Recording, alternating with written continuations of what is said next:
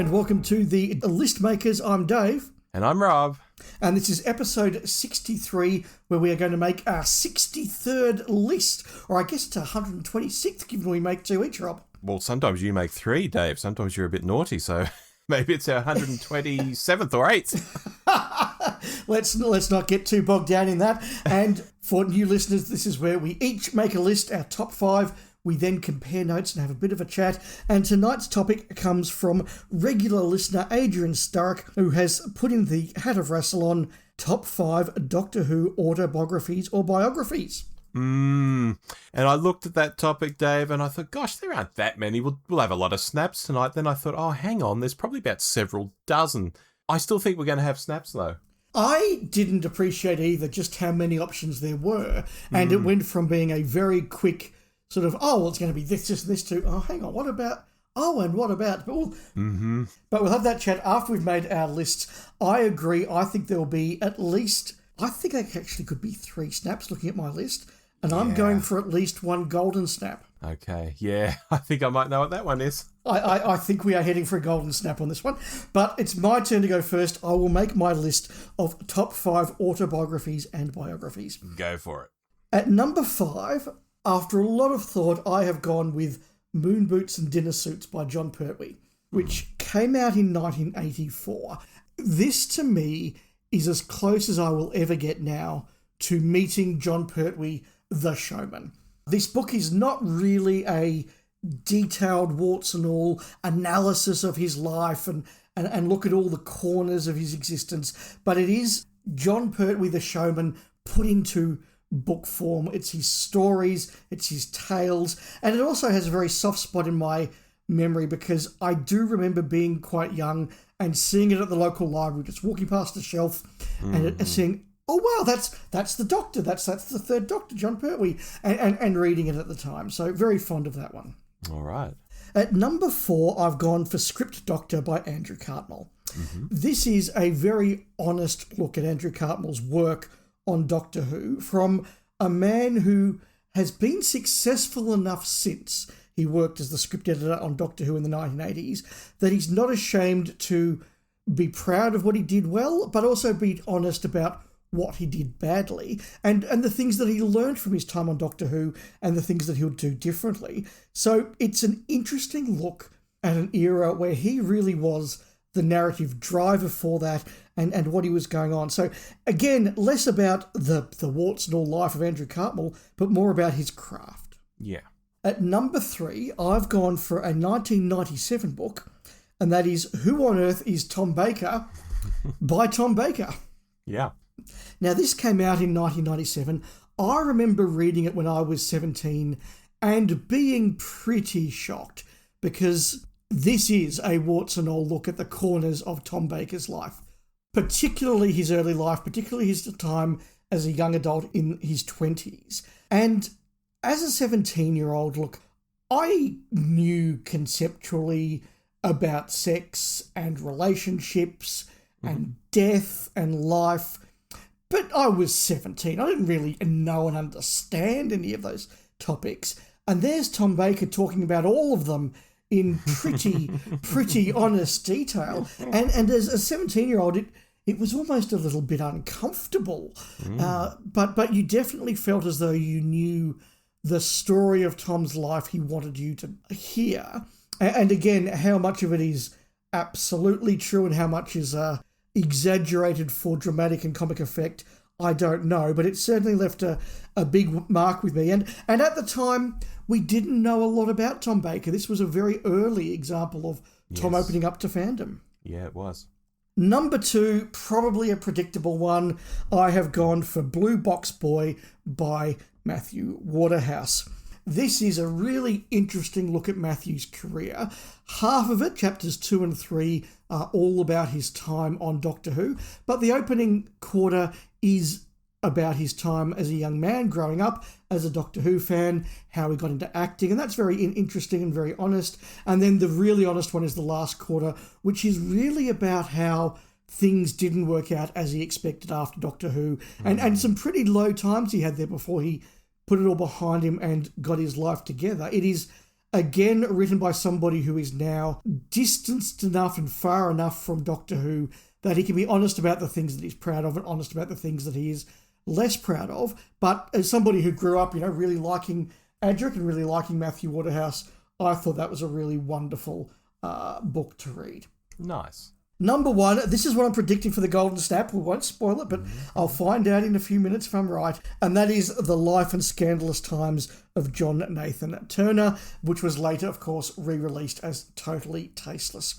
Listeners who have been long-time listeners to this will know that I've raved about this book for a long time by Richard Marsden. It is a very warts and all look at John Nathan Turner's time as the producer of Doctor Who particularly, but also the life leading up to that, and more tragically perhaps, the life afterwards. It is written as a proper autobiography. It has got multiple accounts. It looks at different issues and different moments in John Nathan Turner's life from different perspectives and then tries to draw a narrative conclusion, but he's regularly willing to put the counter argument, and if somebody, often Fiona Cumming, for example, has a different point of view, it puts it in the way that a good, honest biography should. But it's a very powerful book, and I've read it now 3 times from cover to cover, and each time I feel very moved. That's my 5, Rob. I have some other comments, I have some runners-up, but first of all, let's make your list. Well, I will say ahead of time, Dave, we have 3 snaps. Yes. 2 of them are golden. I'm just making a little note here of what I think of the snaps. Let's find out, Rob, please. Mr. Listmaker, make your list.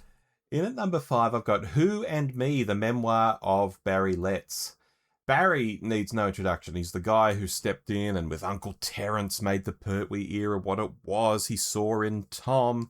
He got called back to help J&T when he was just starting out. But he wasn't just that producer guy on Doctor Who. He's one of these guys who came along into the BBC where it seems you could just walk up and say, oh, hey guys, I'd like a job and I'll do whatever. And they would send you on courses, and next thing you'd be producing a show or maybe directing something, and you're in this big institution that would have been, I think, an absolute jolly to work at for those years back in like the 60s particularly. You know, the smoky offices, the canteen, all these different departments, making it up as you go along. Eccentric personalities, you know, wherever you look. Yeah. And that's all in his memoir, and it's really great to read. He was an actor too. So there's a bit of his acting career in there too. In at number 4, I've got Script Doctor by Andrew Cartmel, which isn't so much of an autobiography as it's only about his time on Doctor Who, which all told wasn't that long. I mean, I blink these days and 3 years passes by. So it seems like a ridiculously short period of time when you look back, but it's still Cartmel talking about a slice of his life. And let's be honest, it's the slice of his life we want to hear about. We don't particularly want to hear about what he did in the last 2 or 3 years. We want to hear about the Doctor Who years. So I'm including it here, and I think this one's gold. I agree with you in particular for people who grew up with his era, or maybe have fallen in love with that era in later years, just to get inside that era a little more. In at number 3, I've got Is There Life Outside the Box? An Actor Despairs by Peter Davison. This is an autobiography that I think, much like Davo himself, has flown under the radar with fans a bit. It came out almost a decade ago, and I don't recall it making much of a splash. Yet in the decades since, we've had these periods, especially when Blu-ray releases have come out, where people cotton on to that Davo's actually a pretty funny guy. He's pretty, you know, an acerbic wit. He's not bad. And I think those people would love to pick this up and read it. But maybe because it's a decade old, it's just not sitting top of mind for people. Maybe it's just not sitting in the bookshops for people to go and grab. But if you do see this and pick it up, I think you'll find it feels pretty honest in the telling. And it's really funny in places too, so hugely recommend it. In at number 2, I've got Who on Earth is Tom Baker? Similar to the Davo book, I think Tom is a Goliath in Doctor Who, and this is a very entertaining read, as you've spoken about. But I'd wager loads of people who like Doctor Who and who even love Tom won't have actually read it. And maybe some people out there don't even realise it exists. Maybe tonight's the first night we're telling them that, Dave. And that could be an access thing, because yes, it did come out in 97, as you say, so we're 8 years on from the classic era ending, but we're 8 years off New Who starting. It's a long time ago. It's smack bang in the wilderness years, where probably the least amount of people were into Doctor Who. Yet it's out there, folks. Reach out, grab a copy. I think you'll have a good time with that. And in at number 1, The Life and Scandalous Times of J&T by Richard Marsden. I've waxed lyrical on the show. I know you've waxed lyrical about it, and with good reason.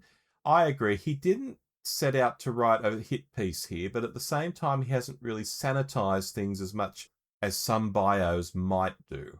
And I think that's a good thing. J&T was in the BBC at a very different time. It's kind of like, oh, look, it was the 60s, or look, it was the 70s, or even look, it was the 80s. A complex guy, who I think wanted more from his career, but he ended up down this dead-end street called Doctor Who. And I don't mean that in a mean way about him or about Doctor Who, but simply that the show had run out of steam in the 80s and J&T couldn't escape it.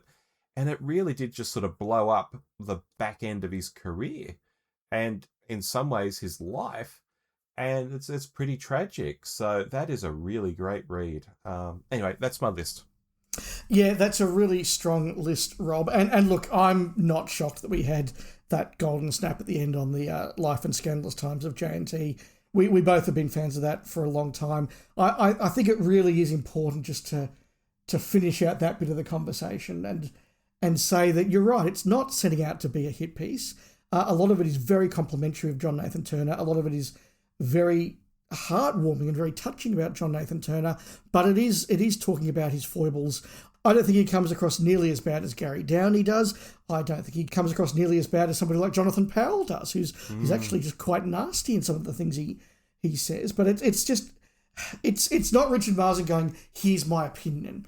It's Richard Marsden interviewing people who then give comments that he puts down in a book and lets you draw your own conclusion. So it's very, very professional. I want to draw out the Davo bio because when you mentioned the title, I said to myself, who wrote that?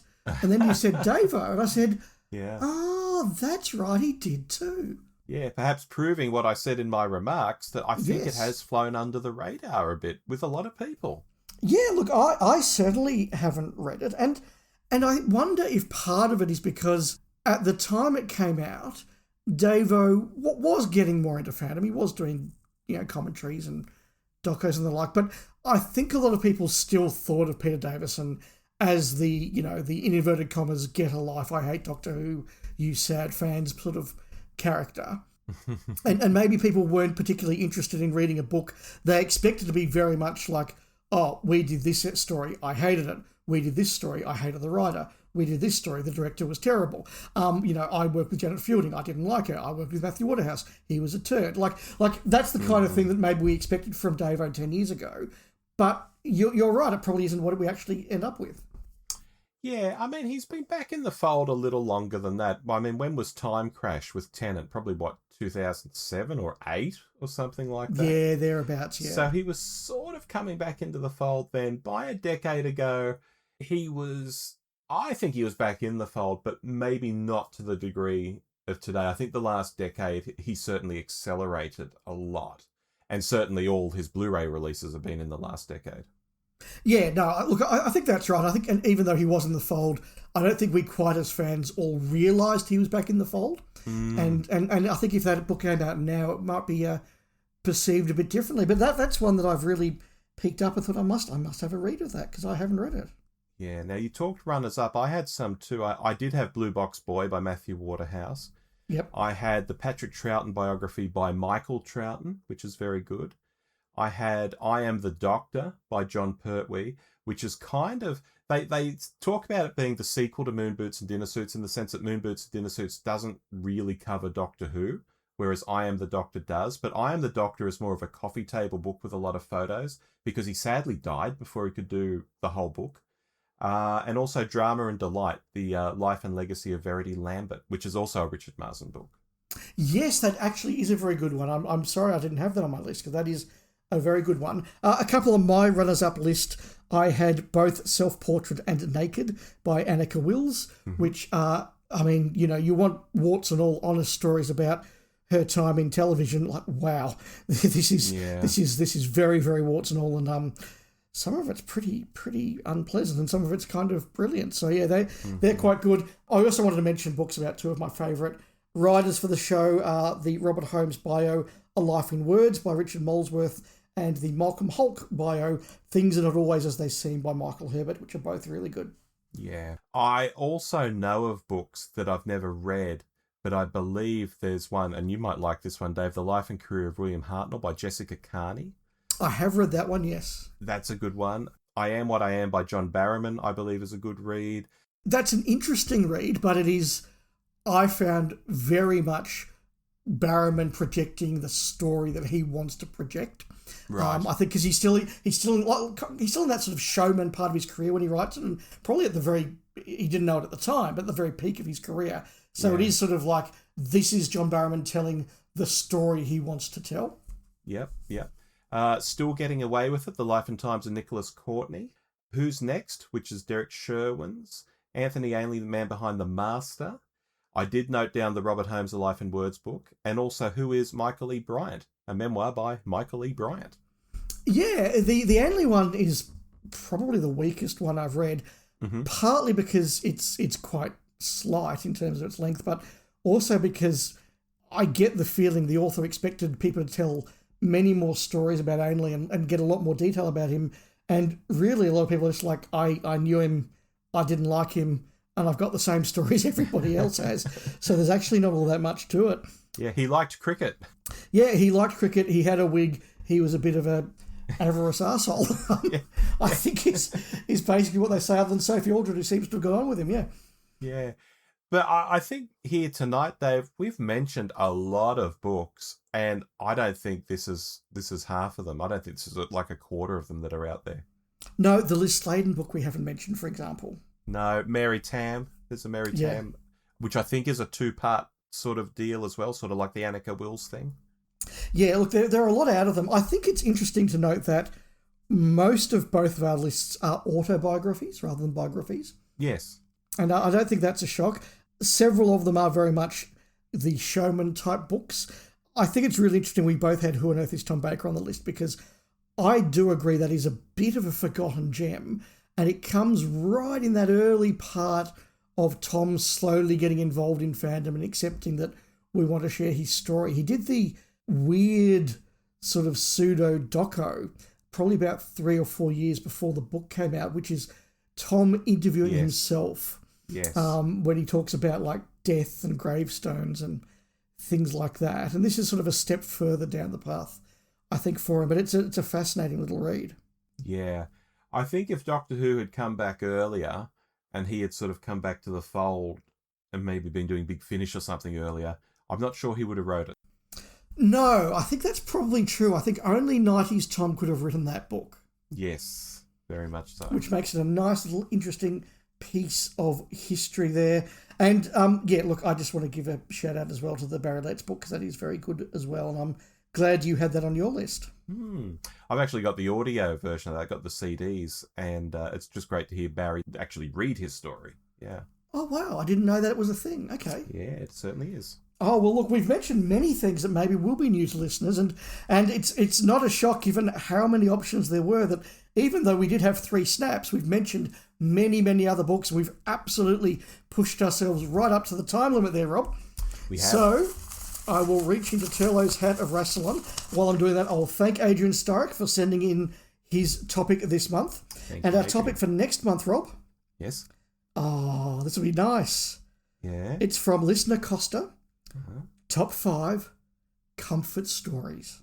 Oh, that's sweet. That is sweet. That is going to be perfect for the middle of Australian winter, I think. Sounds good to me. It does. But until then, I've been Dave. And I've been Rob. And we'll make some more lists next month. Bye-bye. Goodbye.